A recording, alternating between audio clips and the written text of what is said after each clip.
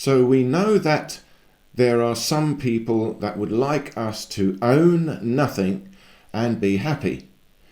But actually we already own nothing and we're not very happy about it because we have signed it all away. We've signed our house. We've signed our car.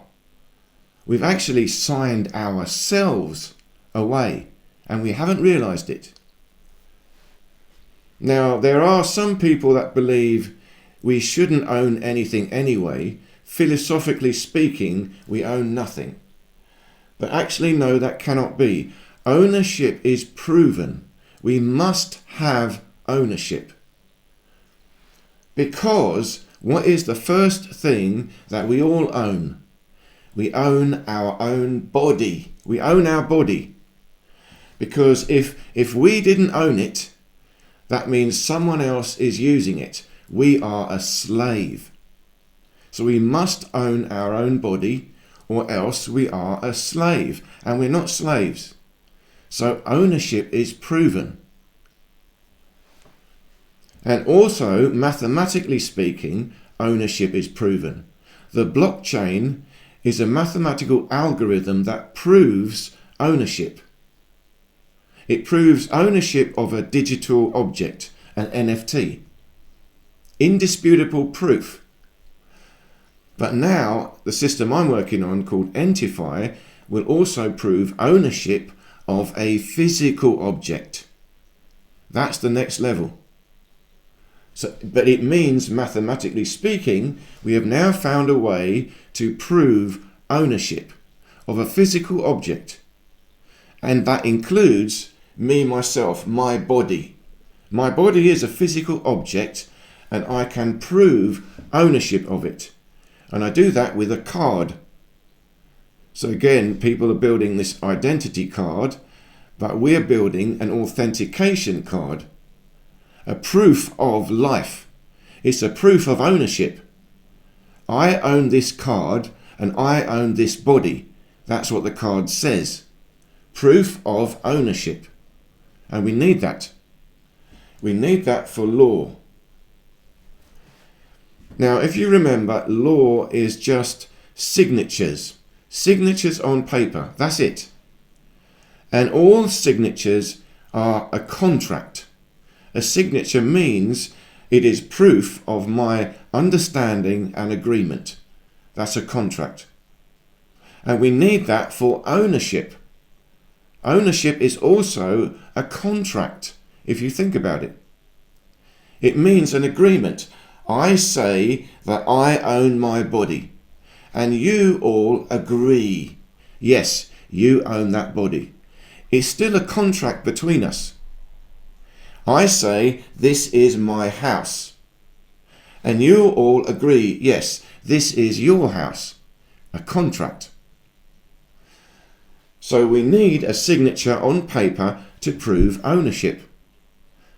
And what I'm building, ENTIFY, will have that on this digital card. That will be your signature. Proof of ownership. So remember also, your signature needs power. It needs to be witnessed. So really, to prove ownership, I've got to write a piece of paper saying, this is my house. And I own it. And here's my signature. And I need witnesses. And I need witnesses, again, with valid signatures. Their signatures need to be witnessed. So I need multiple witnesses to be sure. And they need to write as well on the piece of paper, yes, this is Toby's house. I saw him build it. If you have evidence, yeah, I saw him build it. And they sign. And if you've got multiple signatures and your signature saying this is your house, that's evidence in law of ownership. That's all it is. Now it's got all complicated and we don't know what's going on, but we've signed our name to things, contracts. And many of those contracts are ownership contracts. So when you've signed your house, you've signed ownership over. You don't know what you've signed. So instead of signing, yes, this is my house, you said, yes, I agree, this is your house, but I'm borrowing it. That's what you've signed. So already we own nothing. When you've signed your car, you've said, yes, I agree, this is your car, I am just borrowing it. And because I'm borrowing it, I will follow what you say. I must follow your rules and regulations, and I must pay your expenses. You've signed it. It's not your car. So we need a way of regaining ownership of things. And the first one is our body, because our birth certificate is actually, again, a signature of ownership. And your mother and father, they signed the birth certificate, and they didn't realize they were signing ownership of you over to the bank. Really, it's the bank. They sold you to the bank. So you don't own yourself. You do not own your birth certificate. Now, really, it's just a name. Again, it's just a name. They've created a piece of paper with a name and said they own it. And if you identify with that name, then they own you. So the trick is to not identify with your birth certificate. You don't own me. And furthermore, if you know the process, you claim that name. You say, no, that is my name, it's me, I claim ownership of it. You copyright your own name. Now they can't use it. Now, if we can prove that we must own our own body, it means we must own some other objects. You see, you could say, well, I'm a spirit. The spirit owns nothing. No, the spirit owns everything. The spirit creates everything, therefore it owns everything.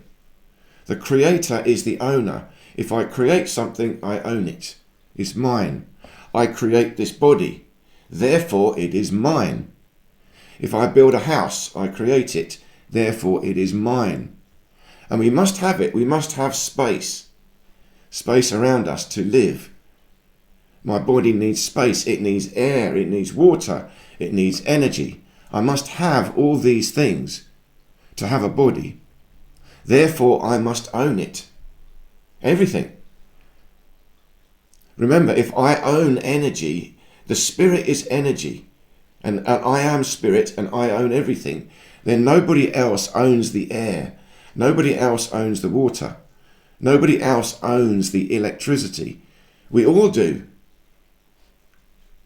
So that we could say we all own and none of us own. So we cannot claim ownership of the energy, put it that way. But we can claim ownership of a house. Now the land is interesting. The land is the planet. We all live on the planet. And some people think we cannot own the land, and some people think we can. Now if we do, it means we have to, divide the population by the surface area, and then we all get a little bit. And it's probably quite a lot, a massive amount we would have. Or we all have to just say we share the land, but we must have some space around us. You see, we must have some space. Space is required for this body, for life. I must have it. So I must own a place to live. Again, it's idealistic, but I believe the same with food, water. Well, water, yes, we can say that's got to be free. Air, yes, we can say that's got to be free. Electricity, yes, we can say that's got to be free. Food, well, that requires work, farming. But I believe that should also be free. No money involved. Food is to do with the natural energy, the life force. So we can't even say we own it or we all share it.